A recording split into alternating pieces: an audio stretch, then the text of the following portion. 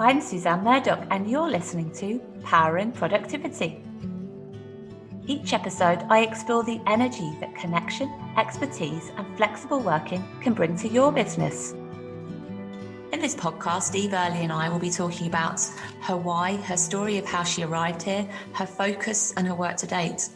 What is a signature story, and what are the benefits in terms of your business and career? How do we relate this to our customer profiles, our customer avatars, and ideal clients? We touch on some of the other facilitated group learning that Eve does around the books that she focuses on and the toolkits that she uses. I'm Suzanne Murdoch, your host of the ACE podcast. This morning, I'm delighted to be joined by my good friend Eve Earley of Empowering Change. Eve's passion and focus is really around working with small businesses and individuals and making meaningful human connections across the island of Ireland and globally. Eve helps people rediscover their true why, their identity and their values, and then helps to harness those skills and repurpose them for their business and careers and help people lead purposeful and fulfilling lives. Eve, I'm really fascinated by the toolkit that you use to do all of this. And I know you're all very much focused around facilitated group learning and book-based learning with the Artist Way and the Prosperous Heart. But it's really the storytelling and your signature story toolkit that I'm absolutely fascinated about and really look to explore today. Sounds like a plan. So let's go. Eve, tell me about your why. What's your purpose? How did you arrive here doing what you're doing today? So I relocated to Ireland in 2008. My youngest had gone off to university, and I looked around and thought, my turn. So I decided I graduated from whatever it was I had been doing. I had been working in an accounting firm. I had had a number of jobs, through the career transition or the career break for children. And I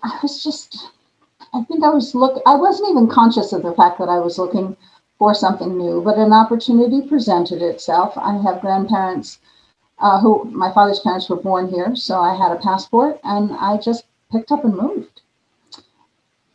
And part of me would like to tell you that that was lucky or accidental, and yet I know it wasn't.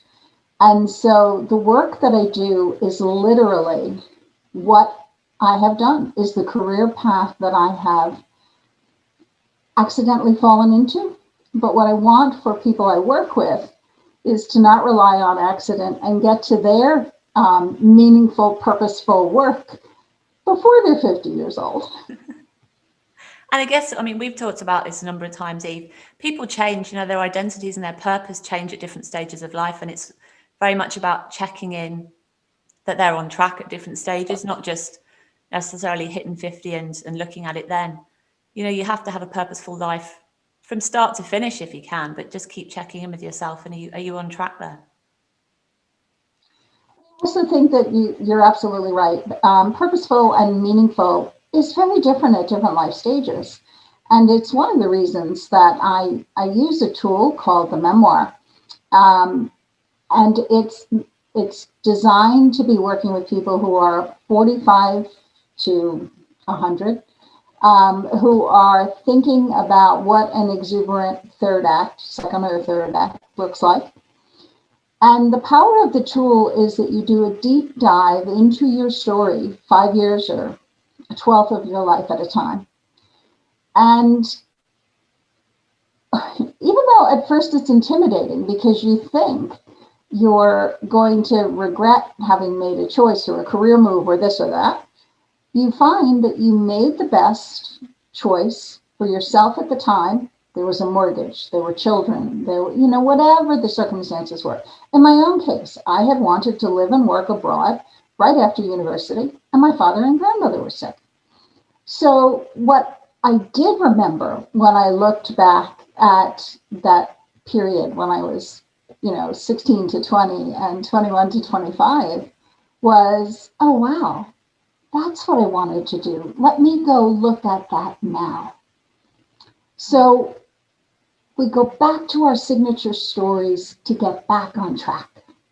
Okay. to do that. What did the old Garmins do? Recalculating. We Sure. just recalculate every now and then. So define what a signature story is, and what are its purposes and benefits, from, I guess, from your business or career perspective as well. I apologize. I'm working very hard to turn this phone off. No worries, still. I'm just watching the cat in the background. It is now in the trash.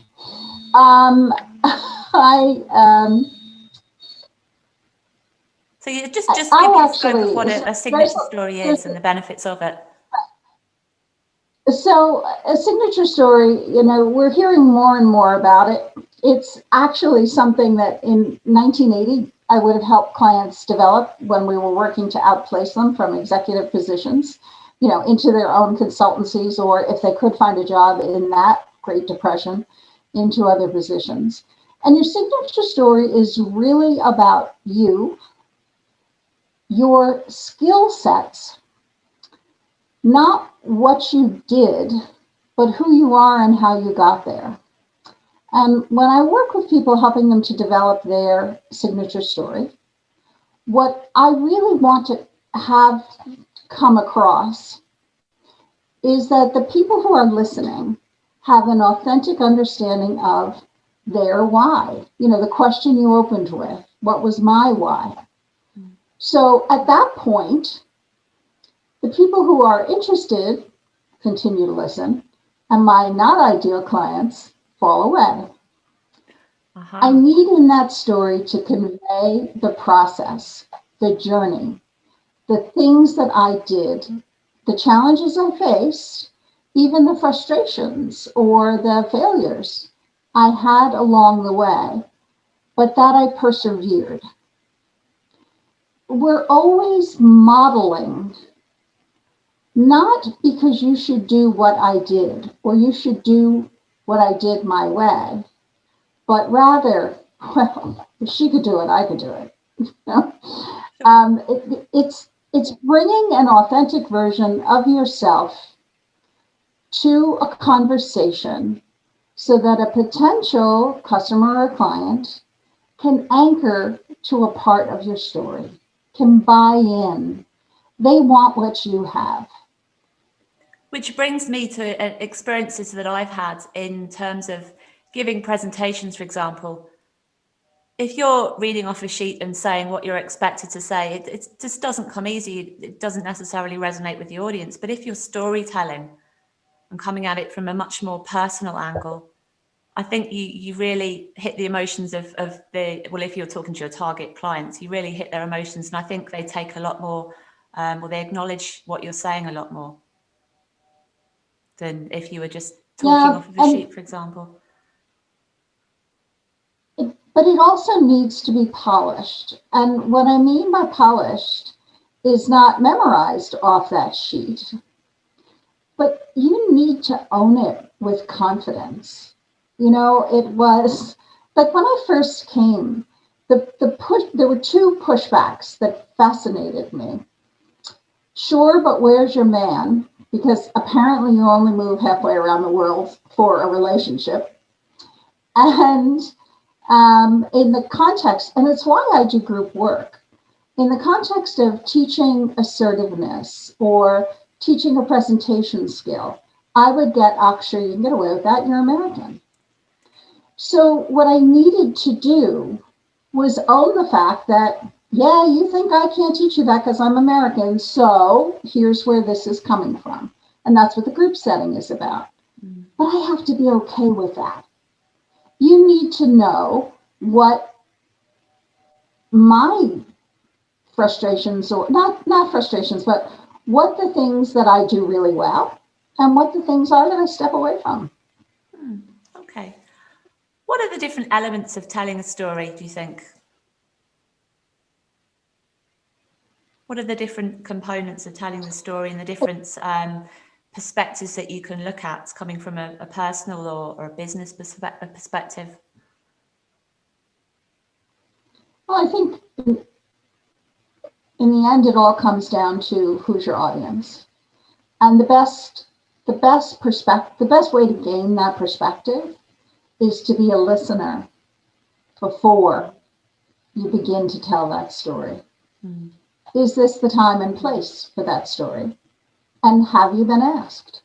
And if you have been asked and you have an opportunity, then what you want to bring to the table first is something that will put your audience at ease.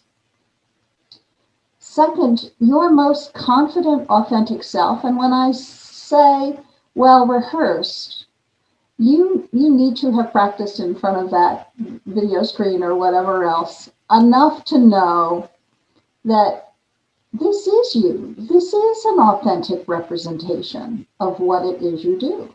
I've done that, Eve. And it's funny, you could do it in front of the mirror and you actually smile at yourself. The more at ease you find it, the more you know it's you and you're telling your true story, and you smile. It makes you happy and it just comes across so much differently, more positively. Yeah. If you, and I think that's a great barometer. If you can't smile as you are telling this story, then there's a disconnect.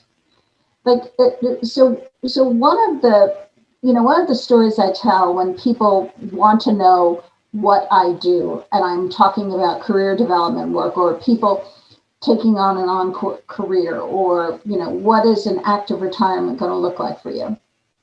And they want to know what I do. I ask them about their best job. I asked them if they were happy in their employment, because the number of people who have come to me over the years saying, I need a new job.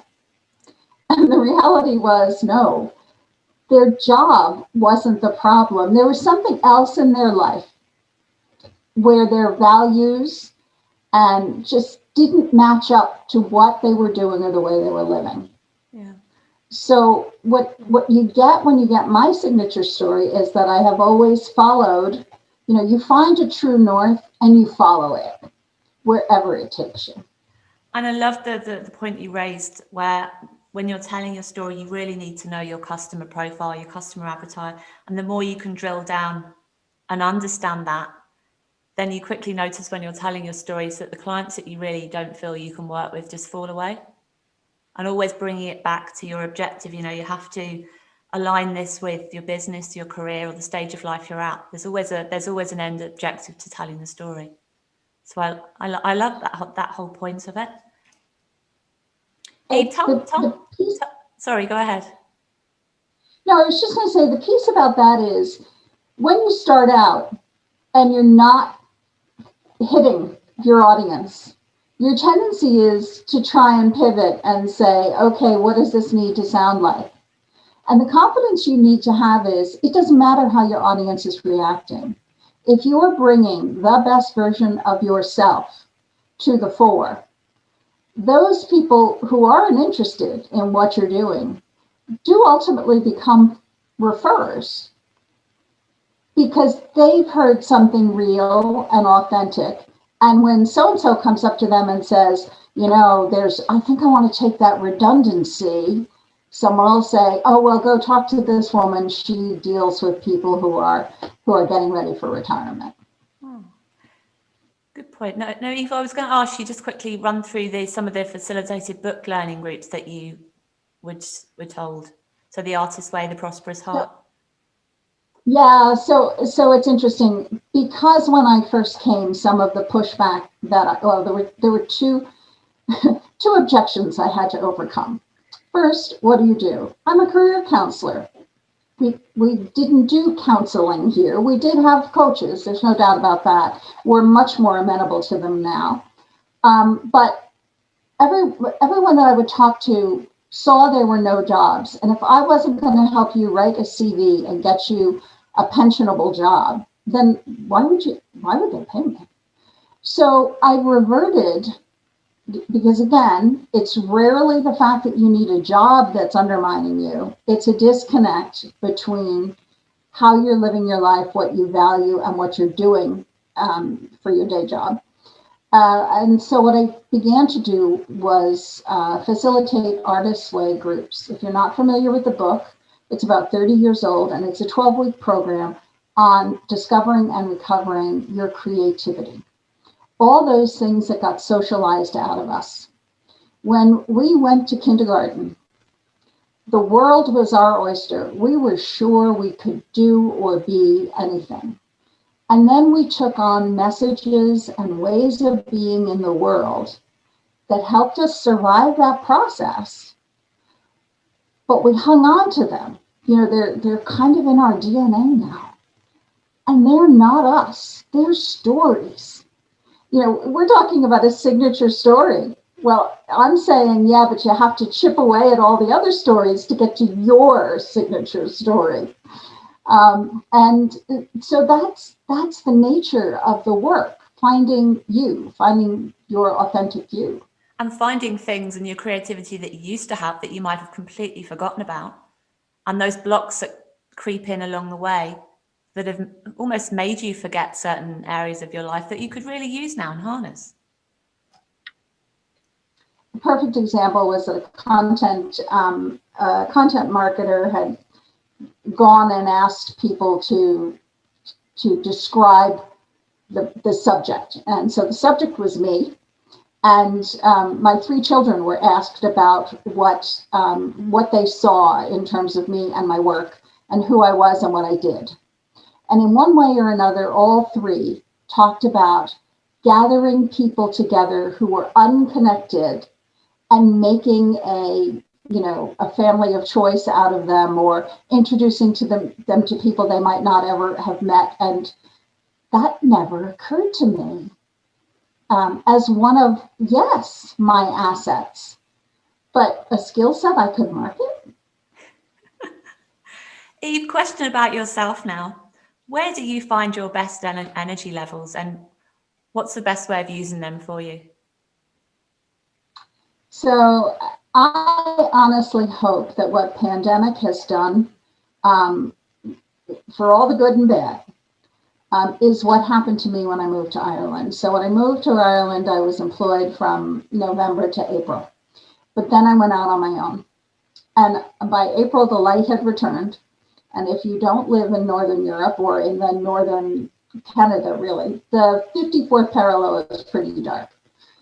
So come spring, when it's light out from 5 o'clock in the morning, I would get up. And I learned that from 5 to 11, I was high energy.